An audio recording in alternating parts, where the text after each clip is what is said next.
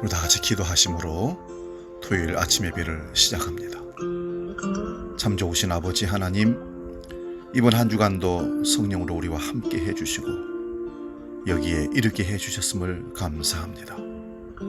또한 이 아침을 깨워 하나님 앞에 마음의 무릎을 꿇고 아침 예배로 함께하게 할 수 있도록 인도하시니 감사합니다. 주여, 우리 삶이 항상 하나님 앞에서 살게 하시고 하나님으로 인하여 늘 인생이 행복하고 기쁘고 만족한 삶을 살 수 있도록 우리를 이끌어 주시옵소서. 오늘 한 주간을 마무리하고 또 한 주간을 시작하는 예배를 준비하는 승리의 날로 성령이 우리를 이끌어 주옵소서. 이제는 사도신경으로 신앙 고백합니다. 나는 전능하신 아버지 하나님, 천지의 창조주를 믿습니다. 나는 그의 유일하신 아들 우리 주 예수 그리스도를 믿습니다. 그는 성령으로 잉태되어 동정녀 마리아에게서 나시고 본디오 빌라도에게 고난을 받아 십자가에 못 박혀 죽으시고 장사된 지 사흘 만에 죽은 자 가운데서 다시 살아나셨으며 하늘에 오르시어 전능하신 아버지 하나님 우편에 앉아 계시다가 거기로부터 살아있는 자와 죽은 자를 심판하러 오십니다. 나는 성령을 믿으며 거룩한 공교회와 성도의 교제와 죄를 용서받는 것과 몸의 부활과 영생을 믿습니다. 아멘.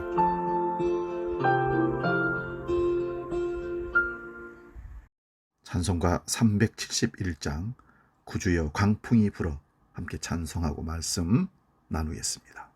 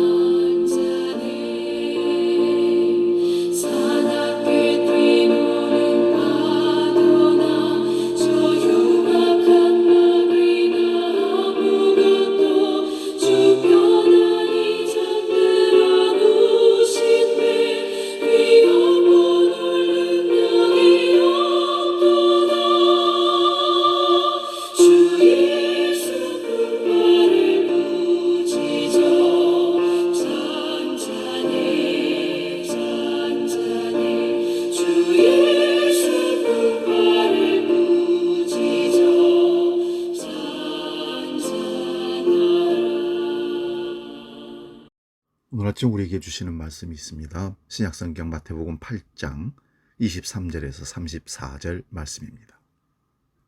마태복음 8장 23절에서 34절, 신약성경 12면에 있습니다. 봉독할 때에 살아계신 주님의 음성을 들을 수 있기 바랍니다. 봉독합니다. 배에 오르심에 제자들이 따랐더니 바다에 큰 노을이 일어나 배가 물결이 덮이게 되었으되 예수께서는 주무시는지라. 그 제자들이 나와 깨우며 이르되 주여 구원하소서, 우리가 죽겠나이다.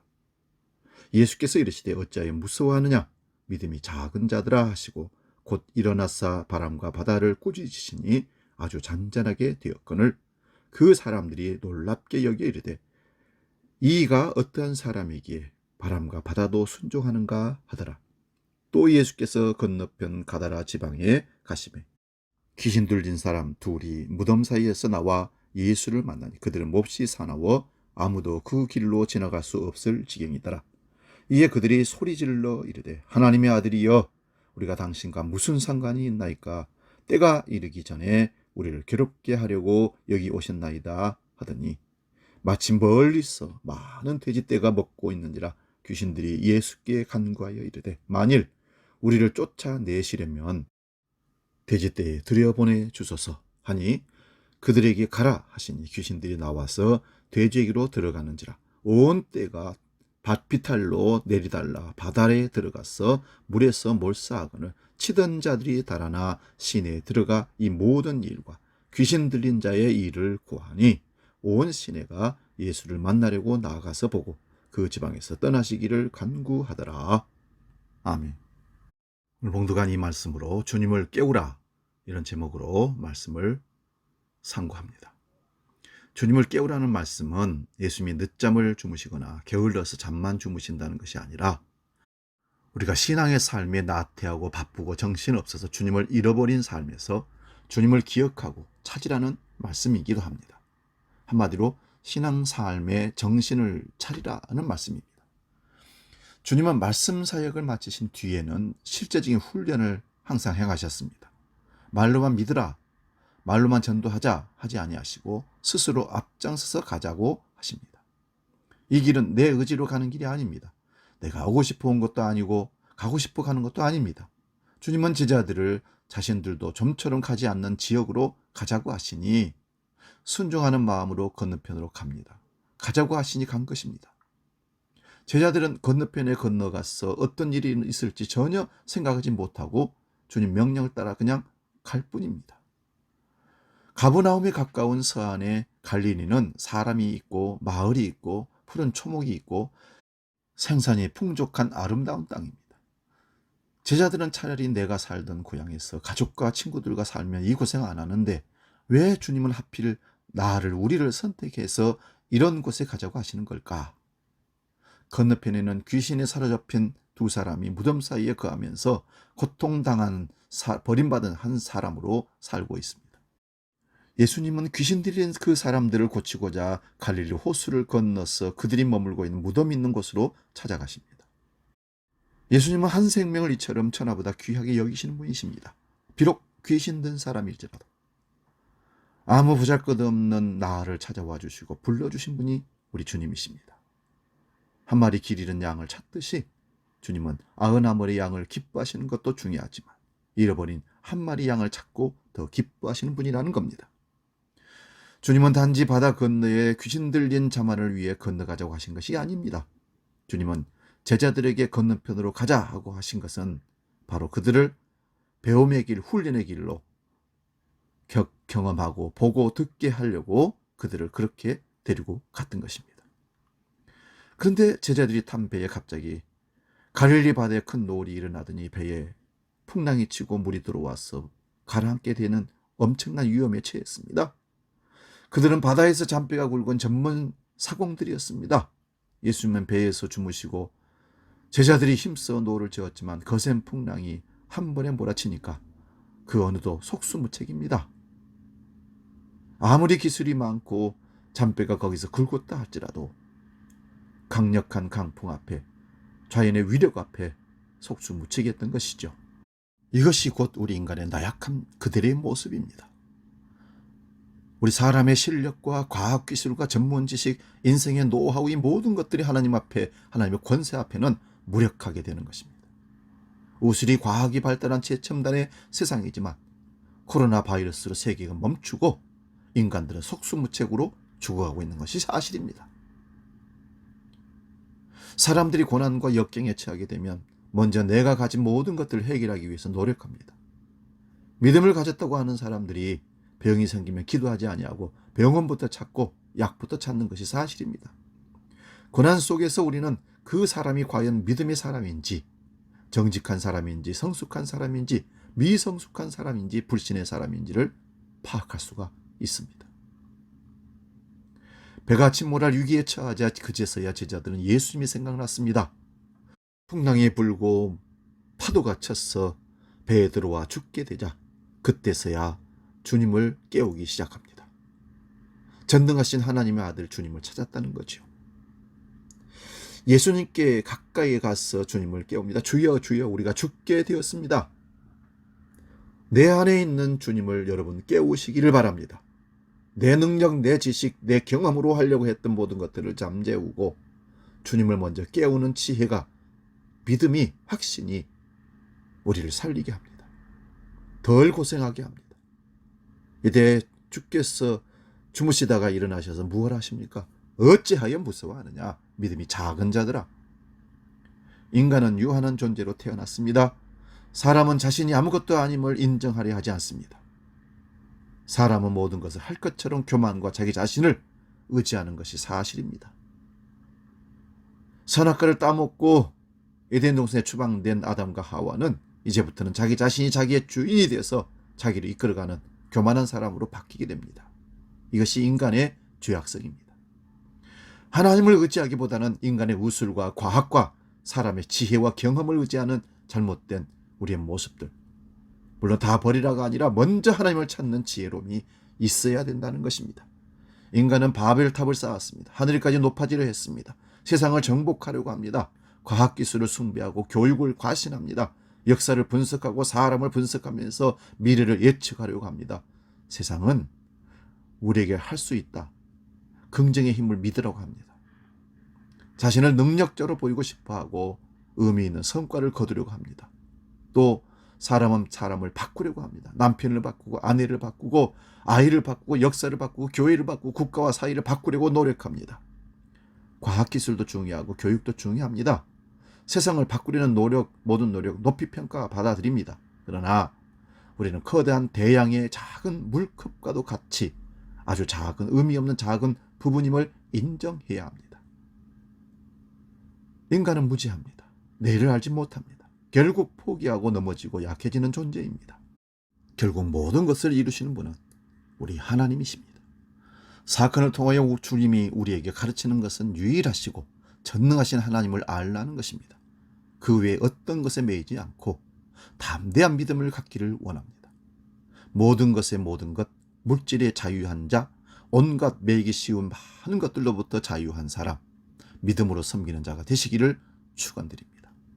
많은 사람들이 나는 예배하는 자이고 내 안에 주님이 계신다, 나는 주를 믿는 자다, 자신이 주의 일을 하고 있으니 나는 안전할 것이다, 아무 문제 없을 것이다 기대합니다. 그런데 자신을 믿음의 사람이라고 생각했는데 어려움에 직면해 보니 자신의 믿음이 아무것도 아님을 보게 됩니다. 자기 자신을 속인 것입니다. 우리 하나님은 전지전능하신 하나님, 무소부지하신 하나님, 영원 무궁하신 하나님이라고 배웁니다. 하나님은 만유의 주제, 역사의 주인이십니다. 그런데 더 중요한 것은 그 하나님이 지금 현실에 나의 하나님이신가라는 말입니다. 그 하나님이 지금 나를 사랑하시는가? 그걸 믿는가? 그 하나님이 당신의 기도를 듣고 계시는가입니다. 주님을 깨워야 합니다. 시험에 들지 않게 깨어 기도하라 하신 주님을, 그 음성을 듣고 주님께 부르짖어야 됩니다. 오직 주님만이 풍랑이 잠잠케 하실 능력자이십니다. 큰 풍랑도 주님 깨어 명하시면 당장 잠잠해질 것입니다. 모든 일의 시작과 끝이 주 안에 있습니다. 내 안에 육의 생각이 가득 차 있으면 그것이 나를 나약하게 하고 짓누르고 나를 두렵게 합니다. 이런 것들이 나를 결국 육신의 선택을 하게 합니다. 인간의 무수한 생각들이 하늘로부터 온 것이 아니고 사람의 작은 두뇌에서 비롯된 것임을 기억하십시오. 이것이 사탄의 미끼이고 올무입니다. 사람이 말을 하긴 하는데 귀신의 말을 할 때가 있습니다. 귀신 들린 것은 아니지만 지금 귀신이 좋아하는 말을 하고 귀신의 도구로 쓰이고 있는 것입니다. 조심해야 합니다. 베드로가 주님께서 십자가 져야 하리라 하는 말을 할 때 분내면서 막아서고 절대 그럴 수 없습니다. 그럴 때 주님이 사탄아 내 뒤로 물러가라. 베드로 안에 있는 버리지 못하는 세상에 대한 욕망과 미련이 베드로로 하여금 하나님의 길을 방해하고 있는 것입니다. 누가복음 22장 36절을 봅니다. 검 없는 자는 겉옷을 팔아 살지어다. 그때 제자들은 여기 검이 둘이 있나이다. 엉뚱한 대답을 합니다. 아마 제자들은 하나님 나라를 지키고 이루기 위하여 검을 준비해서 힘으로 적과 싸워야 하리라 생각했던 것 같습니다. 누가 주의 마음을 알아 기쁘게 하시겠습니까? 한 불쌍한 사람이 있었습니다. 그 사람은 군대에 귀신 들린 사람입니다. 주께서 그 땅에 오시어 가장 먼저 하신 일은 사실은 귀신을 쫓아내셨던 것입니다. 한 사람을 구원하기 위하여 귀신이 구하는 대로 약 2,000마리가 되는 돼지떼에 들어가 그들을 결국은 돼지떼와 함께 몰살시키는 일들을 주님이 하셨습니다. 그리고 귀신 들린 자가 말짱히 앉아있는 모습을 봅니다. 그때 그 돼지를 째던 사람들이 동네에 들어가서 그 일들을 다 고하니 동네 사람들이 예수님을 귀신을 쫓아내는 능력자를 그 하나님을 이 동네에서 떠나라고 예수님께 간청합니다. 주님이 가시는 곳은 안전한 곳이 아닙니다. 하나님을 대적하는 무리들이 있고 불편함이 있는 곳입니다. 그런데 그 자리에서 우리가 주님의 능력을 생각해나고 주님을 깨우시기만 한다면 우리는 능력의 사람으로 능히 풍랑이 이기고 사탄 마귀를 이기고 이 세상에서 승리할 줄로 믿습니다. 이 시간 나의 등 뒤에서 찬양하고 기도하고 마치겠습니다.